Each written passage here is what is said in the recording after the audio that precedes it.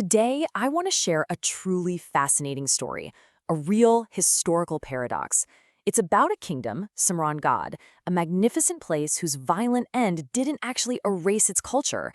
Instead, its destruction ended up transplanting that culture, sparking this incredible renaissance hundreds of miles away. It's a wild question, isn't it? But it's really at the heart of this entire story. We're going to explore how the fall of this mighty fortress led not to an ending, but to a brand new and totally unexpected beginning. So where does a story like this even start? Well, our story begins in the fertile plains of Mithila. This is where a powerful dynasty rose up and built one of the truly great capitals of its time. And just look at the timeline here, the sheer longevity of it. We're talking about over 200 years of stability under the Khanradi kings. They weren't just some fleeting power. They built a real, lasting civilization, which, of course, makes its eventual fall all the more dramatic. And this was their crown jewel, Simraungadh. You have to think of it as more than just a city. It was a statement.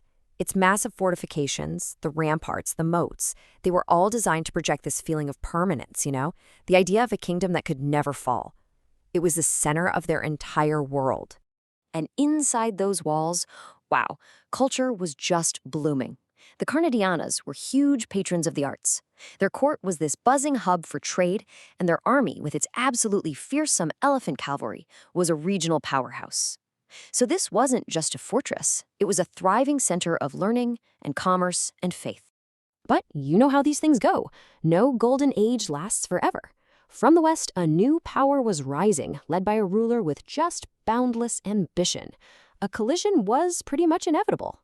And this is where you really see the mismatch. On one side, you've got King Harisimadeva trying to defend his ancestral home, but he's also dealing with problems from within. And on the other side, you have Sultan Ghiyasuddin Tughlaq, a hardened warrior leading a technologically superior army, absolutely hungry for conquest. The odds here were just starkly uneven. And that's the great irony, isn't it? The very prosperity that made Simraungadh so vibrant also made it a target. The Delhi Sultanate saw a prize that was just ripe for the taking, and its formidable military machine began to grind its way east. So all of this builds to the story's violent centerpiece, the absolutely catastrophic siege that would bring 2 centuries of Karnataka rule to a fiery, bloody end. This is the year 1324. Remember that date. A single year that would completely shatter a kingdom and reshape the cultural destiny of an entire region. The historical chronicles, well, they don't mince words. A maelstrom of fury. That phrase just captures the sheer overwhelming violence of the attack. This wasn't just a battle, it was a total annihilation. So how did this supposedly impregnable city fall? Well, it was broken by superior siegecraft and brutal strategy. Tughlaq's army didn't just throw itself at the walls. They systematically dismantled the city's defenses.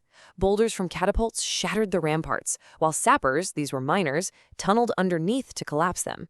But the final blow? It came from within. Betrayal. In these final moments, with his capital literally burning around him, King Harisimadeva made a desperate choice. He fled, but not just with gold and jewels. He took the living treasures of his kingdom, his family, his scholars, and his artists. So the battle was over, but the story was definitely not. Now, it completely transforms from an epic of war into this desperate journey of survival, a flight towards the unknown sanctuary of the mountains. But there's more tragedy to come. The king himself, he doesn't make it. The leader of this exodus falls, leaving the survivors in an even more dangerous position. The crown is truly, well, lost. And this is where the story pivots. Queen Divalati steps up. She carries the hope of her people forward. And look at who is with her, not just guards, but scholars and artisans. This is the detail that changes everything. They are literally carrying an entire culture on their backs. And this brings us to the final and honestly the most surprising act of our story. We're about to see how the arrival of these desperate refugees completely transformed their new home, the Kathmandu Valley. And here it is. This is the core of the whole thing. The physical kingdom of Simraungadh was rubble, sure, but its essence, its knowledge, its art, its philosophy, it survived in the minds of the people who escaped. This was the real treasure. So how did this happen? Well, it wasn't a conquest. It was more like a cultural merger. The refugees arrived, they integrated with the local Mala kingdoms, and all of their knowledge slowly infused every part of that society.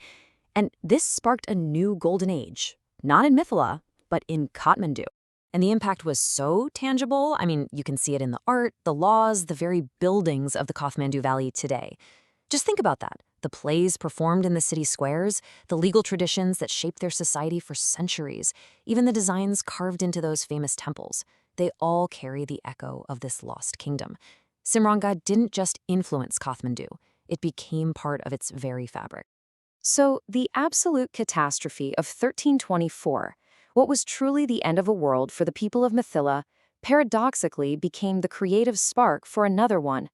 From the ashes of one kingdom, the splendor of another one rose. And that kind of leaves us with a final thought. The story of Simraungadh is this powerful reminder that culture is incredibly resilient. It can survive the fall of empires and find new life in the most unexpected places. It makes you wonder, doesn't it?